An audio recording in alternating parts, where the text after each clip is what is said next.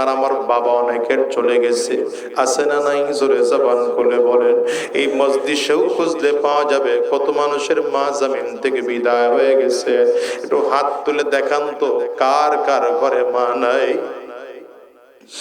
কার কার বাবা জমিন থেকে বিদায়? আপনারও হাতটা উঁচা করে একটু দেখান, হাতগুলো একটু তুলে রাখেন, আমার যুবকেরা দেখুক মা হারা মানুষগুলোর অবস্থা কেমন, তাকায় দেখো। এই মানুষগুলো হাত তুলছে যুবক, এদের কারো ঘরে মা নাই, কারো ঘরে বাবা নাই, কারো ঘরে জোরের ভাই নাই, কারো ঘরে জোরের বোন নাই, কারো ঘরে আব্বা আম্মা কেউ নাই। আব্বা আম্মা জমিন থেকে বিদায় হয়ে গেল রে যুবক। সব মিলায় দেখো আজকের মাহফিলটার মোনাজাত হয়ে গেলে বাসায় যাইবা, দরজার মধ্যে টোকা লাগাইবা, হয়তো তোমার মা দরজা খুলবে। এই মানুষগুলো যারা হাত তুলেছে এদের কারো মা দরজা খুলবে না, কারো বাবা দরজা খুলবে না, বাবার দিকে আর নজর দেওয়া যাবে না। যুবক অনুরোধ করে যাই, কয়দিন বাঁচবা দুনিয়ায় বলো? হাতগুলো নামা, কয়দিন বাঁচবা দুনিয়ায় বলো? এই দুনিয়ার পাগলামির মধ্যে পড়ে আখিরাতকে ভুলে যেও না, আমার মালিককে ভুলে যেও না। পর্দার আড়ালের মা বোনদেরকে বলবো, মা দিলটাকে নরম বানায় ফেলো। এই দুনিয়াটা কয়দিনের বলো না? যেই ঘরে একদিন নিজে বউ সেজে নতুন কাপড় পরিধান করে উঠেছিলা, এমন একটা দিন আসবে এই ঘর থেকে নতুন কাপড় পরিধান করে খুলে ফেলা হবে, আরে সাদা কাপড় দিয়ে প্যাকেট করে দেওয়া হবে। সাদা কাপড়ের প্যাকেট বানায়া কবরের যাত্রী তারে বানায় জমিন থেকে বিদায় করা হবে। হিসাব নিলে দেখেন আজরাইল কিন্তু প্রত্যেকের পেছনে পেছনে ঘুরতেছে। যেদিন আমার মালিকের আদেশ হয়ে যাবে সেই দিন কিন্তু আজরাইল সামনে এসে দাঁড়ায় যাবে। এ বাজান, প্রায় বলি, আজকেও বলে যাই, এই দুনিয়া কয়দিনের বলো? এই দুনিয়ার পাগল টাকাওয়ালারাও দুনিয়া থাকতে পারে নাই, ক্ষমতাওয়ালারাও দুনিয়া থাকতে পারে নাই। ফেরাউন ছিল জমিনের, নমরুদ ছিল, কারুন ছিল, সাদ্দাত ছিল, হামান ছিল, আবু জাহাল ছিল, আবু লাহাব, উতবা সাহেবা ছিল। বলেন এরা জমিনে আছে না জমিন থেকে বিদায় হয়ে গেল? আবার আদম আলাইহিস সালাম ছিলেন, পয়গম্বর নূহ আলাইহিস সালাম ছিলেন, পয়গম্বর ইব্রাহিম আলাইহিস সালাম ছিলেন, আখিরি জামানার নবী সরওয়ারে দু আলম জনাবে মুহাম্মদুর রাসূলুল্লাহ সাল্লাল্লাহু আলাইহি ওয়াসাল্লামে জমিনে ছিলেন। বলেন আমার নবীও জমিনে আছে না জমিন থেকে বিদায়? বুঝা গেল ভালো মানুষটাও জমিনে থাকবে না, খারাপ মানুষটাও জমিনে থাকবে না, কালো মানুষটাও জমিনে থাকবে না, সুন্দর মানুষটাও জমিনে থাকবে না, টাকাওয়ালাও জমিনে থাকবে না, কুরের ঘরের মালিক সেও জমিনের মধ্যে থাকবে না, রাজা বাদশাও জমিনে থাকতে পারবে না বাজার। আবার একদম ফকির এই মানুষটাও জমিনে থাকবে না, সব বিদায় হওয়া লাগবে। তবে সাবধান করে বলি, কবর কিন্তু বড় ভয়ঙ্কর, কবর বড় ভয়ঙ্কর। কবর বারবার করে বলে আনা বাইতুজ জুলমা, আনা বাইতুল ওয়াহদা, আনা বাইতুত তুরাব। কবর বারবার করে ডেকে বলে আমি বড় অন্ধকার ঘর, আমি বড় একাকির ঘর, আমার কাছে সাথী নাই, আমার কাছে বাতি নাই, আমার কাছে দুনিয়ার কোনো কিছুই নাই। কবর বলে আমি শুধু চিনি আমল, ভালো আমল যদি করে আসতে পারো, কবর বলে আমি ভালো আচরণ করব। আর যদি ভালো আমল করে আসতে না পারো, কপাল পোড়ার দল, আমি কবর দুই দিকের মাটিগুলো একত্রিত হইয়া গুনাহগারের লাশটাকে এত জোরে চাপ মারবো, এক পাজরের হাড্ডি কিন্তু আরেক পাজরে নিয়ে পৌঁছায় দেব। এ বাজার বলো, দুনিয়ার কোন রং তামাশায় পড়ে আমার মালিককে ভুলে গেছো? দুনিয়ার কোন রং তামাশায় পড়ে আমার আল্লাহকে ভুলে গেছো? দুনিয়ার কোন রং তামাশায় পড়ে আজকে বাড়ির পাগল হইলা, গাড়ির পাগল হইলা, টাকার পাগল হইলা, সম্পদের পাগল হইলা? এটা নিয়ে কবরে যাওয়া যাবে না। কবরে যাইবা তো তিনটা টুকরা কাপড়, আর যার যার হাতের 3.5 হাত মাটি, এর বেশি কিন্তু কেউ নিয়ে যেতে পারবে না। এই জন্য বলি ভাই, নিজের দিলটাকে নরম করে ফেলো, আলেমদের কাছে যাও, দিনদার হও, দ্বীনি শিক্ষা গ্রহণ করো, মাদ্রাসাওয়ালাদের সাথে সম্পর্ক রাখো, নিজে আলেম হও। যদি আলেম হতে না পারো, সন্তানকে আলেম বানাও। সন্তানকেও যদি আলেম বানাতে না পারো, তো আলেমদেরকে সহযোগিতা করো। যদি তাও না পারো, আলেমদেরকে মহাব্বত করো। মাদ্রাসার বিরোধিতা করো না, মসজিদের বিরোধিতা করো না, উলামায়ে কেরামদের বিরুদ্ধাচরণ করো না। আমার পর্দার আড়ালের মা বোনদেরকে বলবো, মা, দিনদার হও, ইমানদার হও, একজন আলেমের মা হও, হাফিজে কোরআনের মা হও, দিনদার আল্লাহওয়ালাদের মা হও। তাইলে তোমার দাম আছে বাবা। বলো তো, এই দুনিয়ায় কে আছে? না না, কেউ নাই। হিসাব মিলে দেখেন তো, আজকের এই ময়দানটাতেও যারা হাজির আছে, দেখেন এই মজলিস থেকে আপনার আমার বাবা অনেকের চলে গেছে, আছে না নাই? জোরে জবান খুলে বলেন। এই মজলিসেও খুঁজলে পাওয়া যাবে কত মানুষের মা জমিন থেকে বিদায় হয়ে গেছে। একটু হাত তুলে দেখান তো, কার কার ঘরে মা নাই? কার কার বাবা জমিন থেকে বিদায়? আপনারও হাতটা উঁচা করে একটু দেখান, হাতগুলো একটু তুলে রাখেন, আমার যুবকেরা দেখুক মা হারা মানুষগুলোর অবস্থা কেমন, তাকায় দেখো। এই মানুষগুলো হাত তুলছে যুবক, এদের কারো ঘরে মা নাই, কারো ঘরে বাবা নাই, কারো ঘরে জোরের ভাই নাই, কারো ঘরে জোরের বোন নাই, কারো ঘরে আব্বা আম্মা কেউ নাই। আব্বা আম্মা জমিন থেকে বিদায় হয়ে গেল রে যুবক। সব মিলায় দেখো, আজকের মাহফিলটার মোনাজাত হয়ে গেলে বাসায় যাইবা, দরজার মধ্যে টোকা লাগাইবা, হয়তো তোমার মা দরজা খুলবে। এই মানুষগুলো যারা হাত তুলেছে, এদের কারো মা দরজা খুলবে না, কারো বাবা দরজা খুলবে না, বাবার দিকে আর নজর দেওয়া যাবে না।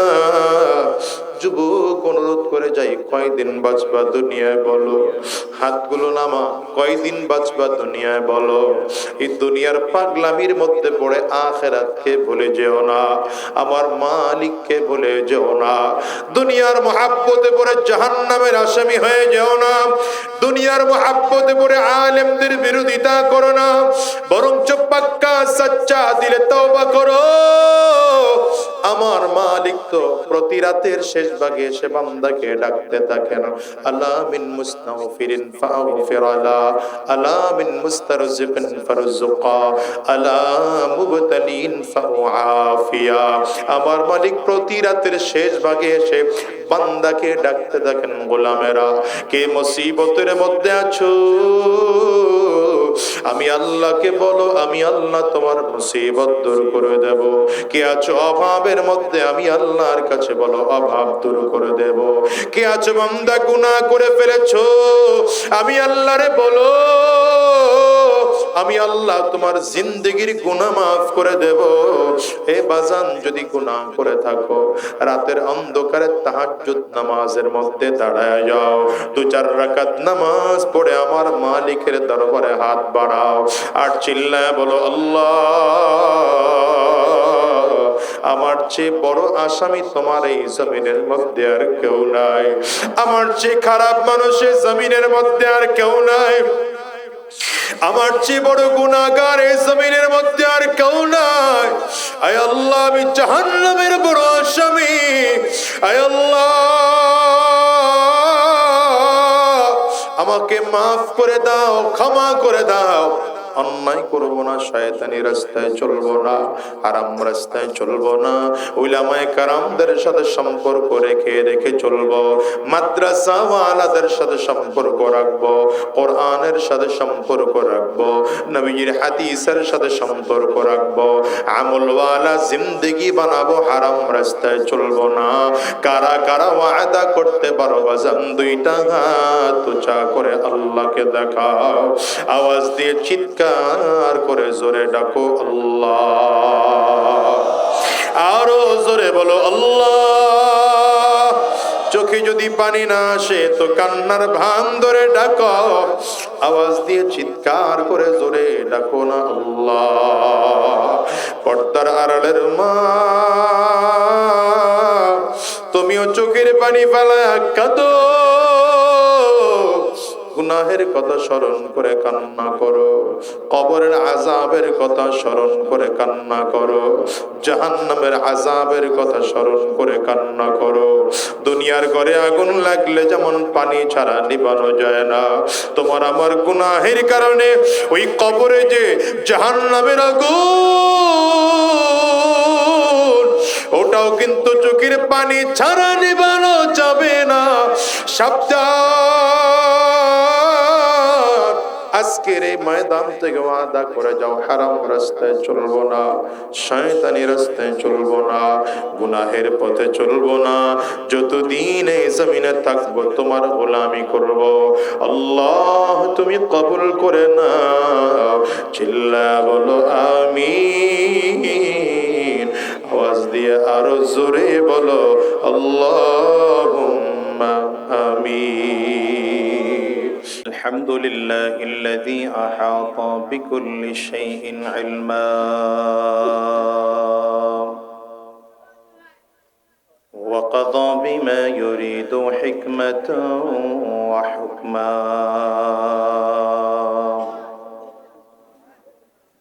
وأنعم بالنعم ابتلاء وامتحانا ونشهد أن لا إله إلا الله وحده لا شريك له ونشهد أن محمدا عبده ورسوله اللهم صل على محمد وعلى آله وصحبه وسلم تسليما كثيرا كثيرا أما بعد فأعوذ بالله من الشيطان الرجيم بسم الله الرحمن الرحيم اقرأ باسم ربك الذي خلق خلق الإنسان من علق اقرأ وربك الأكرم الذي علم بالقلم علم الإنسان ما لم يعلم صدق الله العظيم وصدق رسوله النبي الكريم ونحن على ذلك من الشاهدين والشاكرين والحمد لله رب العالمين আমি যে আয়াতে কারিমা তিলাওয়াত করেছি কোরআনুল কারীমের খুব পরিচিত একটি সূরা সূরাতুল আলাক। সূরাতুল আলাক থেকে প্রথম 5 আয়াতে কারিমা তিলাওয়াত করেছি। এই আয়াতগুলো ইসলামের নাজিল হওয়া, ওয়াহির নাজিল হওয়া প্রথম আয়াত। রাসূলুল্লাহ সাল্লাল্লাহু আলাইহি ওয়াসাল্লাম যখন পাহাড়ের উপরে জবলে নূরের গারে হেরাতে নবীজি 40 দিন যাবত, কথা বলো না, 40 দিন যাবত নবীজি ধ্যানে মগ্ন ছিলেন। 40 দিন পরে রাসূলুল্লাহ সাল্লাল্লাহু আলাইহি ওয়াসাল্লামের কাছে জিবরিল আমিন এসেছেন। জিবরিল আলাইহিস সালাতু ওয়াস সালাম এসেছেন নবীজির কাছে নিজস্ব আকৃতি নিয়ে। কোন আকৃতিতে? জিবরিল আমিনের নিজস্ব আকৃতিতে। জিবরিল আলাইহিস সালাতু ওয়াস সালামের নিজস্ব আকৃতি কেমন? ফেরেশতা আল্লাহ তাআলা অগণিত ফেরেশতা বানিয়েছেন। এক একজন ফেরেশতা এত বড় হাদিসে পাওয়া যায় যে একজন সব থেকে ছোট যে আল্লাহর ফেরেশতা, এই ফেরেশতার মাথায় যদি গোটা দুনিয়ার সব পানিগুলো পাত্র ছাড়া ঢেলে দেওয়া হয়, পাত্র নাই কিন্তু সমস্ত পানি যদি মাথায় ঢেলে দেওয়া হয়, সব থেকে ছোট যে ফেরেশতা তার মাথা থেকে এক ফোঁটা পানিও জমিনে পড়বে না। কি পরিমাণ ফেরেশতা বড় আল্লাহ তাআলা বানাইছেন। নবী আলাইহিস সালাতু ওয়াস সালাম একবার বাইহাকি হাদিসের মধ্যে এসেছে, জিবরিল আমিনকে বলেন, জিবরাইল, আমি আপনাকে আপনার নিজস্ব আকৃতিতে দেখতে চাই। তো জিবরিল আমিন বলেন, হুজুর, আমাকে আপনি নিজস্ব আকৃতিতে দেখবেন, দুনিয়াতে এমন কোন জায়গাই তো নাই যেখানে আমি দাঁড়াবো। বুঝেন নাই কথা? মানে আপনার ঘর যদি আপনার থেকে ছোট হয়, আপনার চেয়ার যদি আপনার থেকে ছোট হয়, তাহলে বসা যায়? বাচ্চাদের সাইকেল আছে না, বাচ্চাদের সাইকেলে বড়রা বসতে পারে? বলেন না, জোরে বলেন না। বাচ্চাদের চেয়ার আছে না, বাচ্চাদের চেয়ারে বড়রা বসতে পারে? জিবরিল বলেন, হুজুর, দুনিয়াতে যে দাঁড়াবো এমন কোন জায়গাই তো নাই। নবীজি বলেন, তারপরেও দেখতে চাই।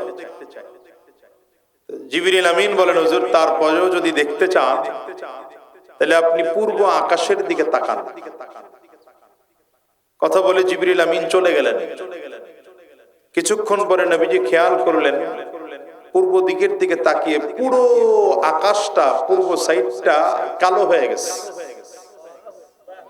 শুধু কালো আর কালো দেখা যায়, আর কিছুই দেখা যায় না। কিছুক্ষণ পরে আবার কালোটা সরে গেল। জিবরিল আমিন বলেন, হুজুর, কিছু দেখছেন? বলে, না, কিছুই তো দেখলাম না। বলে, কিছুই দেখেন নাই? বলে, দেখছি শুধু কালো একটা ছায়া।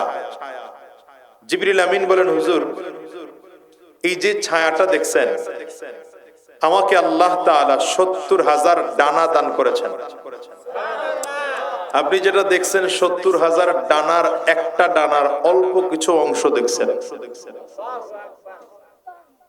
বুঝেন নাই আপনারা? মনে হয় তো বুঝলে সুবহানাল্লাহ বা আল্লাহু আকবার এত আসতে হয়, জোরে হয় না?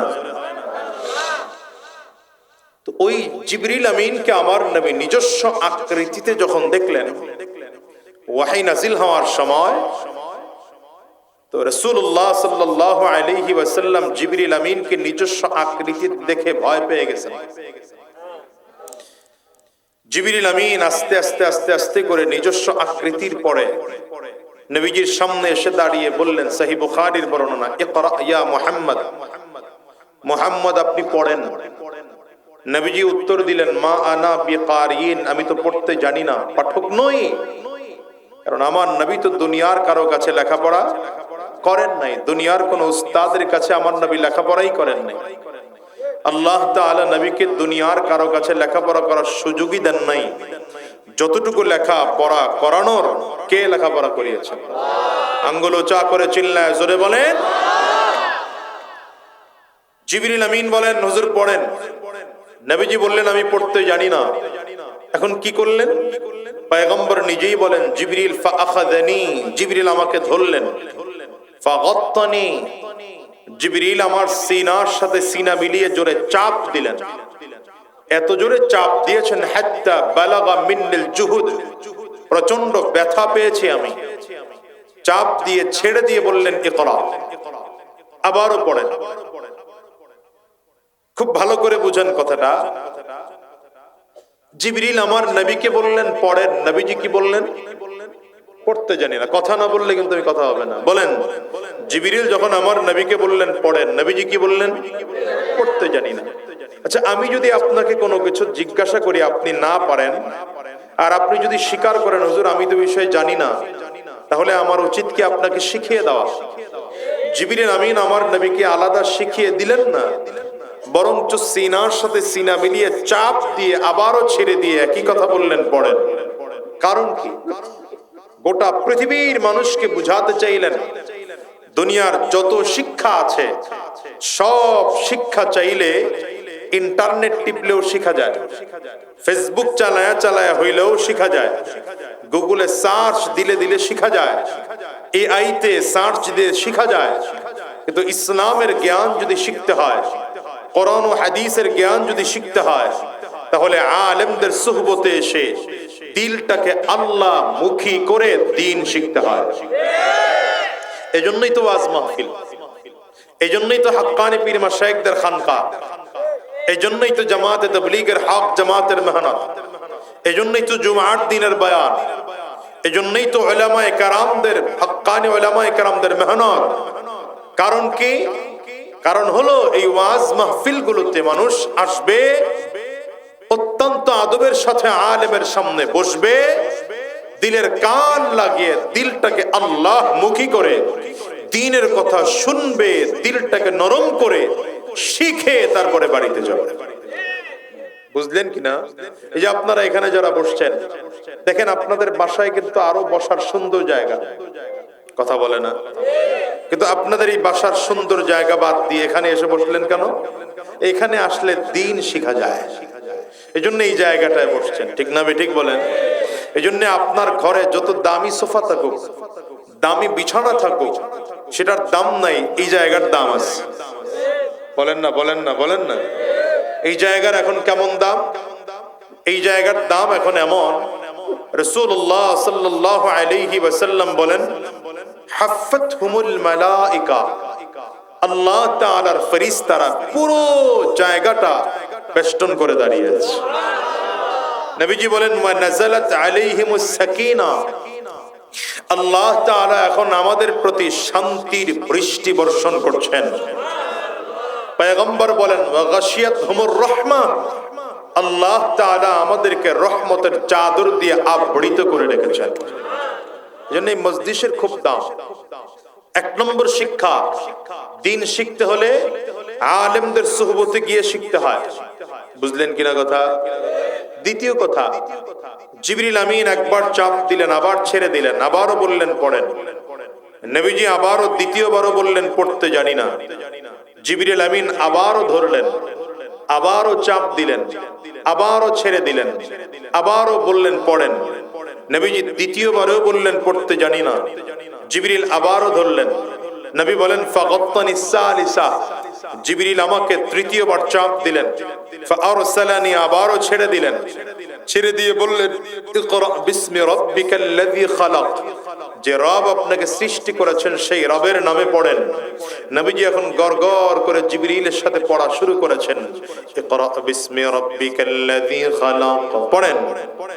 ইকরা বিসমি রাব্বিকাল্লাযী খালাক, খালাকাল ইনসানা মিন আলাক, ইকরা ওয়া রাব্বুকাল আকরাম, الذي علم بالقلم علم الإنسان ما لم يعلم। পয়গম্বর প্রথমবার বললেন পড়তে জানি না, দ্বিতীয়বারে বললেন পড়তে জানি না, তৃতীয়বারে বললেন পড়তে জানি না। কিন্তু যখন জিবরিল চাপ দিয়ে বললেন পয়গম্বর সেই রবের নামে পড়েন, যেই রব আপনাকে সৃষ্টি করেছেন, নবীজির জবান থেকে আয়াত বের হওয়া শুরু হয়ে গেল। পয়গম্বর কি বুঝাইতে চাইলেন? নবীজি বুঝাইতে চাইলেন, আমি নবী 40 বছর ধরে দুনিয়ার কারো কাছে লেখাপড়া করি নাই, দুনিয়ার কোন মাদ্রাসায়, দুনিয়ার কোন স্কুল কলেজ ইউনিভার্সিটি কোন শিক্ষকের কাছে লেখাপড়া করি নাই। তবে যদি পড়তেই হয়, যেই পড়াতে আল্লাহর নাম আছে সেই পড়া পড়ব, নয়তো পড়ব না। হ্যাঁ, যেই লেখাপড়ায় দ্বীন আছে, যেই লেখাপড়ায় আল্লাহর নাম আছে, যেই লেখাপড়াতে ইসলামের ঘরাণ পাওয়া যায়, যেই লেখাপড়ায় আল্লাহ পাকের পরিচয় পাওয়া যায়, যেই লেখাপড়ায় নবীজির পরিচয় পাওয়া যায়, জান্নাতের পরিচয় পাওয়া যায়, জাহান্নাম থেকে বাঁচার ব্যবস্থা পাওয়া যায়, সেটা হলো অরিজিনাল লেখাপড়া। আর যেই লেখাপড়ায় আল্লাহর নাম নাই, সেটা লেখাপড়া নয়। এই জন্য দেখবেন আমার দেশে অনেক ডাক্তার আছে, যে ডাক্তার সাহেব রোগীকে অপারেশন থিয়েটারে ঢোকানোর আগে বলে 50,000 হলেই চলবে। কিন্তু রোগীকে অপারেশন থিয়েটারের মধ্যে ঢুকায়া বলে 1.5 লাখের নিচে হবে না। নাই? কথা বলেন না, নাই? ডাক্তার সাহেব এমন কাজ কেন করলো? ডাক্তার সাহেবের এই কাজ করার কারণ হলো, যদিও তার মধ্যে চিকিৎসা সম্পর্কে ভালো জ্ঞান আছে, কিন্তু কোরআন ও সুন্নাহর জ্ঞান তার কাছে না থাকার কারণে নীতির অভাব, নৈতিকতার অভাব। জোরে বলেন, নীতির অভাব, নৈতিকতার অভাব।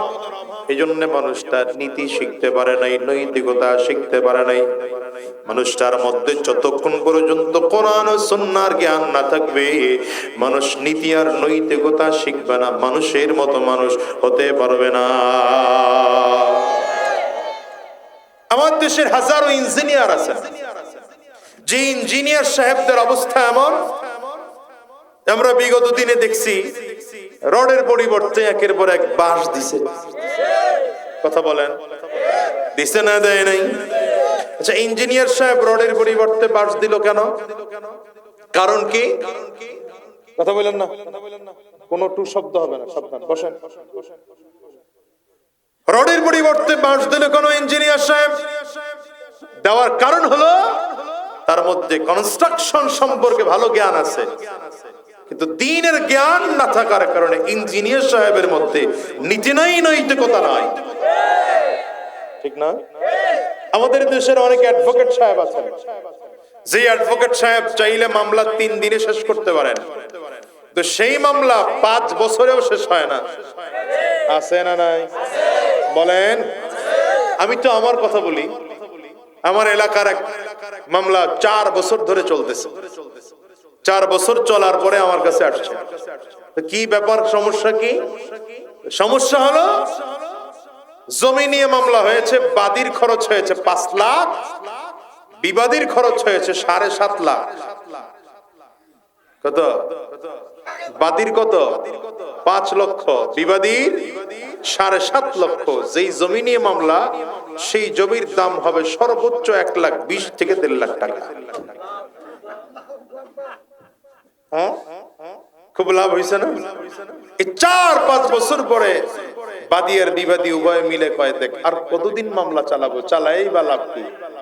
জমির যেই পরিমাণ দাম তার থেকে 10 গুণ দাম শুধু মামলায় গেল।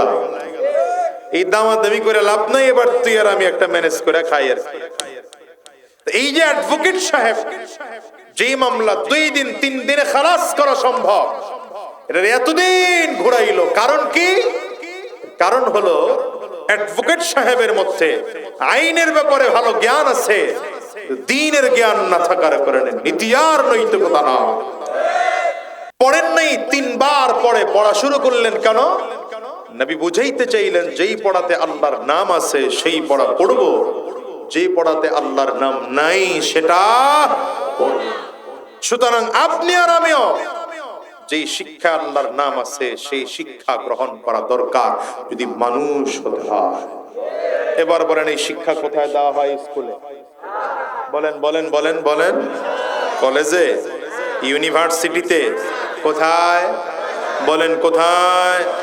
অথচ এই মাদ্রাসাকে আপনারা অবহেলায় ফেলে রাখেন। মাদ্রাসা হলো আমাদের দেশের সব থেকে অবহেলিত প্রতিষ্ঠান। ঠিক না বেঠিক বলেন? মাদ্রাসার হুজুররা হলো এ দেশের সব থেকে বড় বোঝা। কি বলেন না? ঠিক না বেঠিক? অথচ আমি তো বলি, আলেমরা এ সমাজ গঠনে সব থেকে বেশি কাজ করে। উলামায়ে কেরামদের এ সমাজ গঠনে যা অবদান আছে, এই পৃথিবীর আর কারো অবদান এ সমাজ গঠনের জন্য নাই। কেন? এর কারণ হলো, আসরের পরে যদি আপনারা মাথা নিচের দিকে তাকায় জিমান, তাইলে তো হয় না। ওই যে 2-4 জন আমার দিকে তাকায় থাকতে হবে। মজলিসে বসার আদব হলো, যিনি কথা বলেন তার চেহারার দিকে তাকিয়ে কথা শুনতে হয়। তাহলে নীতি আর নৈতিকতার শিক্ষা কোথায় দেওয়া হয়? এবার কথা বলতে হবে। নীতি আর নৈতিকতার শিক্ষা কোথায় দেওয়া হয়? দ্বীনের শিক্ষা কোথায় দেওয়া হয়? মানুষ হওয়ার শিক্ষা কোথায় দেওয়া হয়? আল্লাহর নামের শিক্ষা কোথায় দেওয়া হয়? মাদ্রাসার দরকার আছে না নাই? কম দরকার না আরো বেশি দরকার? যত আছে আরো বেশি দরকার। ঠিক কিনা বলে? বরঞ্চ মাদ্রাসা কোথাও হলে আমাদের সবার সাধ্যের সর্বোচ্চটা দিয়া মাদ্রাসার জন্য সহযোগিতা করা দরকার। যে হুজুর, আমি আমার সাধ্যের সর্বোচ্চটা দিয়ে মাদ্রাসার জন্য সহযোগিতা করলাম। আমি তো নিজে মাদ্রাসা প্রতিষ্ঠা করতে পারি নাই, আপনি মাদ্রাসা প্রতিষ্ঠা করেছেন, তা আপনি মাদ্রাসা চালান, আমরা আপনার পেছনে আছি। কি ঠিক না বেঠিক বলেন? আরো জোরে বলেন। এজন্য আল্লাহ তাআলা বলেন, কুল হাল ইয়াস্তাবিল্লাযীনা ইয়ালামুন قل هل يستوي الذين يعلمون والذين لا يعلمون। পয়গম্বর বলেন, যারা দ্বীনের ব্যাপারে জ্ঞানী আর যারা জ্ঞানী না, এই দুই দল কোনোদিন সমান হতে পারে না। যাদের মধ্যে দ্বীনের জ্ঞান আছে আর যাদের মধ্যে দ্বীনের জ্ঞান নাই, এই দুই দল কোনোদিন সমান হতে পারে না। যেই মানুষটার সিনার মধ্যে কোরআনের জ্ঞান আছে আর যার সিনার মধ্যে কোরআনের জ্ঞান নাই, এই দুইটা মানুষ কোনোদিন সমান হতে পারে না। আপনি দেখবেন যার সিনার মধ্যে কোরআন ও সুন্নাহর জ্ঞান আছে, তার চলাফেরার ধরন ভিন্ন, কথাবার্তার ধরন ভিন্ন, চলাফেরার ধরন ভিন্ন, লেনদেনের ধরন ভিন্ন, উঠা বসার ধরন ভিন্ন। আমি তো বলি দুনিয়ার মুসলমান ভালো করে শোনো, আলেমদের সুহবতে গিয়া গিয়া যদি বড় আলেম হতেও না পারো, কিন্তু আলেমদের সুহবতে গিয়া মানুষের মতো মানুষ হয়ে দুনিয়ায় বসবাস করার জন্য যতটুকু জ্ঞান অর্জন করা দরকার, এই দুনিয়ার কোন মানুষ যদি অতটুকু জ্ঞান অর্জন করতে পারে, আমার বাংলাদেশে চুরি থাকবে না, ডাকাতি থাকবে না, খুন থাকবে না, চিন্তাই থাকবে না, রাহাজানি থাকবে না, বরঞ্চ গোটা দেশটা সুন্দর দেশ হয়ে যাবে। রাহমাতুল লিল আলামিন কখন জমিনে আসছেন? যেই সময় গোটা দুনিয়ার মানুষের মধ্যে মূর্খতা, জাহালাত, গোটা দুনিয়ার মানুষ মূর্খতার যুগে ডুবেছিল। গোটা দুনিয়ার মানুষের মধ্যে ভদ্রতা কাকে বলে চিনত না। মানুষের অবস্থা এত মারাত্মক ছিল, নিজের ভাই ভাইকে হত্যা করত, নিজের ভাই আপন বোনকে হত্যা করত, মা বাবার সাথে সন্তানের সাথে সম্পর্ক ভালো ছিল না, সম্পদ কুক্ষিগত করার জন্য সন্তান নিজের বাবাকে হত্যা করত। শুধু তাই নয়, পরিস্থিতি এত খারাপ ছিল, বাবাকে হত্যা করে সন্তান সম্পদ নিজের কাছে নেওয়ার জন্য মাকে পর্যন্ত বিয়ে করত। চিল্লায় বলেন নাউযুবিল্লাহ। ওই যুগে আপনার আমার নবী সরওয়ারে দো আলম জনাবি মুহাম্মদুর রাসূলুল্লাহ সাল্লাল্লাহু আলাইহি ওয়াসাল্লাম জমিনে আসলেন। আল্লাহর কোরআনের শিক্ষা যখন মানুষের মাঝে দেওয়া শুরু করলেন, মানুষগুলো এত দামি মানুষ হয়ে গেল। আবু বকর সিদ্দিক রাদিয়াল্লাহু আনহু ছিলেন জাহান্নামের আসামি, কিন্তু নবীজির সোহবতে আসার কারণে জান্নাতের মেহমান হয়ে গেলেন। ওমর ফারুক রাদিয়াল্লাহু আনহু ছিলেন জাহান্নামের আসামি, কিন্তু জান্নাতের মেহমান হয়ে গেলেন। উসমান বিন আফফান ছিলেন জাহান্নামের আসামি, জান্নাতের মেহমান হয়ে গেলেন। হে সাহাবায়ে কেরাম, যারা ছিলেন জাহান্নামের আসামি, নবীজির হাতে হাত দিয়ে কালিমা পড়ে মুসলমান হওয়ার কারণে এরা জান্নাতের এত বড় বড় এক একজন মেহমান হয়ে গেলেন। নবীজি জীবদ্দশায় তাদেরকে জান্নাতের সার্টিফিকেট দিয়েছে। এই যুগে আর নবী পাবো না, সাহাবী পাবো না, তাবিঈন পাবো না, তবে তাবিঈন পাবো না। কিন্তু এই যুগেও যদি আমরা উলামায়ে কেরামদের কাছে গিয়া নিজের আমলটাকে শুদ্ধ করতে পারি, তাহলে অন্তত এতটুকু হবে, আমিও সাধারণ মানুষের থেকে আল্লাহ পাকের কাছে দামি মানুষ হয়ে যাব। ঠিক কিনা? আওয়াজ করে বলেন। কেন বলি ভাই বলেন তো, এই দুনিয়ায় কয়দিন থাকা যাবে? বেশি দিন থাকা যাবে না। আজ আসি, আগামীকাল দুনিয়ায় থাকবো এমন কোনো গ্যারান্টি নাই। বরঞ্চ হিসাব মিলায় দেখেন, দুনিয়াতে আসার সিরিয়াল আছে বাবা, যাওয়ার কিন্তু কোনো সিরিয়াল নাই। হিসাব মিলায় দেখেন, এই দুনিয়াতে আসার সময় আগে দাদা আসে, তারপরে বাবা আসে, তারপরে সন্তান আসে, কিন্তু যাওয়ার সময় মনে হয় দাদা দুনিয়া থাকে, নাতি জমিন থেকে বিদায় হয়, বাবা দুনিয়া থাকে, সন্তান জমিন থেকে বিদায় হয়। আওয়াজ করে বলেন, এমন হয় কি হয় না? আপনার আমার ক্ষেত্রে এমন হতে পারে কি পারে না? বলেন, আরো জোরে বলেন, পারে কি পারে না? হিসাব মিলায় দেখো, এই দুনিয়াতে কেউ চিরজীবনের জন্য আসে নাই, থাকার জন্য আসে নাই, বরঞ্চ জমিন থেকে বিদায় হওয়ার জন্যই এসেছে। এই জন্য নবী সাহাবায়ে কারাম যারা ছিলেন কোরআনের জ্ঞান অর্জন করে মানুষের মতো মানুষ হয়ে দুনিয়াতে চলতেন। এমন দামি মানুষ যেই মানুষের কাছ থেকে একটা মিথ্যা কথা হওয়ার সম্ভাবনা নাই, একটা চুরি হওয়ার সম্ভাবনা নাই, পরের ক্ষতি হওয়ার সম্ভাবনা নাই, বরঞ্চ এত আখলাক ওয়ালা হয়ে গেলেন নিজেকে আসামি ভাবতে শুরু করলেন। সাহাবায়ে কেরামদের অবস্থা এমন ছিল, এই সাহাবায়ে কেরাম কত কত সাহাবীদের অবস্থা এমন ছিল যে আবু বকর সিদ্দিক রাদিয়াল্লাহু আনহু তিনি যখন খলিফাতুল মুসলিমিন আমিরুল মুমিনিন মসজিদে নববীর ভেতর থেকে বের হইয়া পাশেই জান্নাতুল বাকি মদিনার কবরস্থান, মদিনার কবরস্থানে গিয়ে রাতের অন্ধকারে এত বেশি বেশি চিৎকার করে করে কান্না করতেন, আবু বকর সিদ্দিকের কান্না দেখে মানুষের রাত্রিবেলার ঘুম ভেঙে যেত।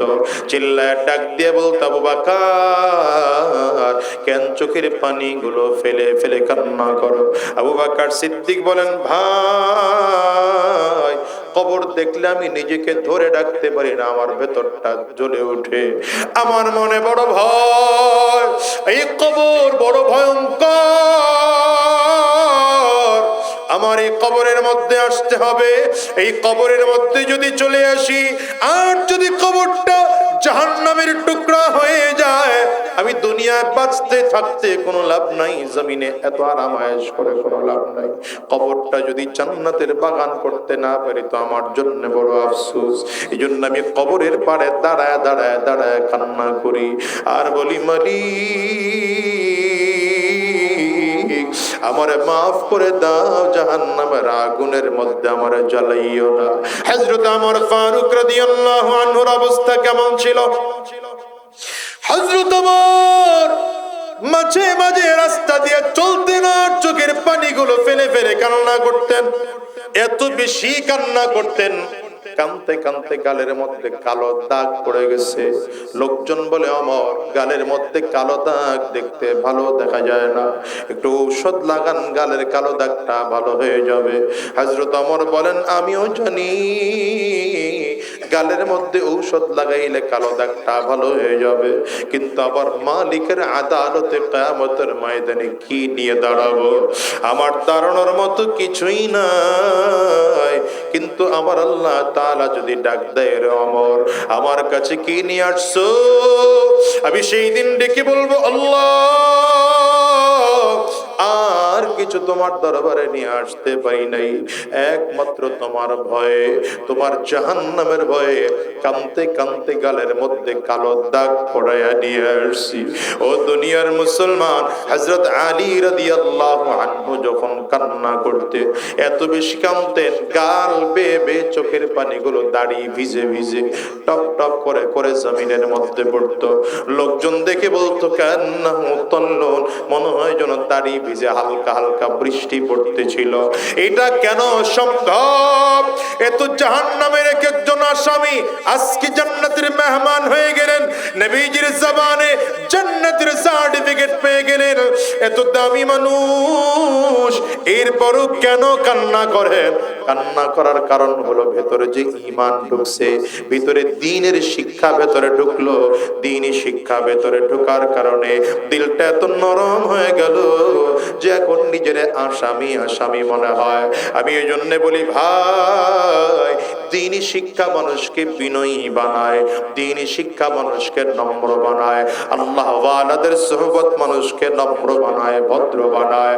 আর দুনিয়ায় যদি কোনো মানুষ আল্লাহ ওয়ালাদের সোহবতে না যায়, আলেমদের সাথে সম্পর্ক না রাখে, দুনিয়ার সম্পর্কে সে যদি দুনিয়া আস্তে আস্তে করে টাকাওয়ালা হয়, ক্ষমতাওয়ালা হয়, তো ধীরে ধীরে তার মধ্যে অহংকার ঢুকে যায়।